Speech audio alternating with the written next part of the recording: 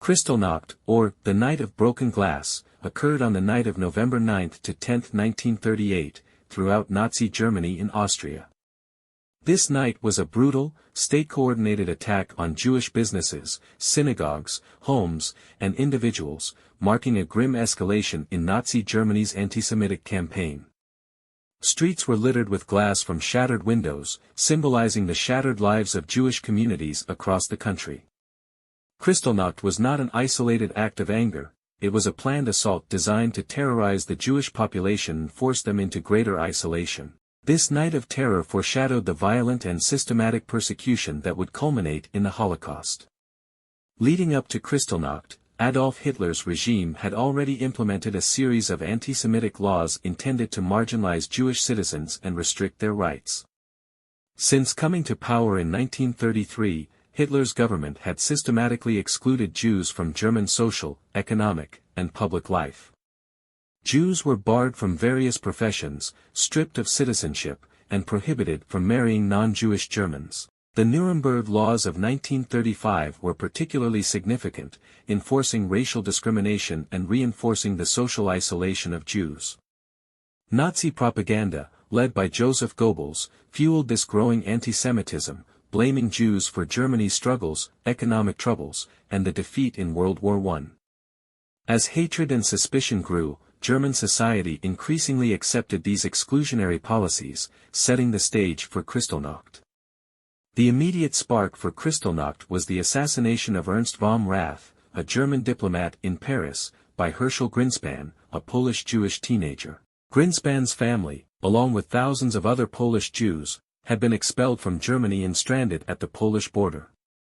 Greenspan, in desperation over his family's plight, shot von Rath on November 7, 1938.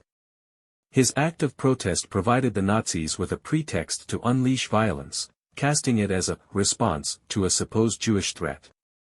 Nazi officials, including Goebbels, organized the attacks, framing them as a spontaneous uprising, but secretly ordering paramilitary groups like the SA and SS to carry out violence against Jewish communities. Police and firefighters were instructed to stand down unless Aryan properties were at risk, leaving Jewish lives and property defenseless. On the night of November 9, destruction spread across cities and towns. Synagogues, the heart of Jewish religious and community life, were burned and desecrated. 267 synagogues were destroyed.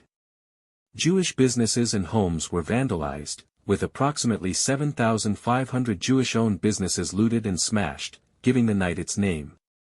The broken glass that covered the streets became a haunting symbol of the destruction and despair inflicted on Jewish communities. In addition to property damage, human lives were taken. Nearly 100 Jews were killed during the attacks. Kristallnacht also saw the first mass arrests of Jewish men. Approximately 30,000 Jewish men were detained and sent to concentration camps, including Dachau and Buchenwald, where they faced brutal conditions and forced labor. Some were released after promising to leave Germany and relinquish their property, further stripping Jewish people of their livelihoods. This wave of arrests marked the beginning of a larger Nazi effort to detain and ultimately deport Jews from Germany. In the aftermath of Kristallnacht, the Nazi regime imposed further financial burdens on the Jewish community. Rather than offering aid, the state blamed Jews for the destruction and imposed a collective fine of 1 billion Reichsmarks. Jewish businesses were Aryanized, meaning they were forcibly sold to non-Jewish Germans at far below market value, pushing Jewish families into poverty and eliminating their last economic foothold in Germany. This tactic ensured that Jewish people were not only socially isolated but also economically vulnerable, stripping them of any means to rebuild. News of Kristallnacht shocked the world, but international reactions were limited. Countries like the United States and Great Britain issued public condemnations, but most nations did not significantly alter their immigration policies. With strict quotas and limited visas, Jewish refugees found few places to escape, leaving them trapped under an increasingly oppressive regime. The lack of strong international action sent a clear message to the Nazi regime that their actions would face little external interference, emboldening their efforts.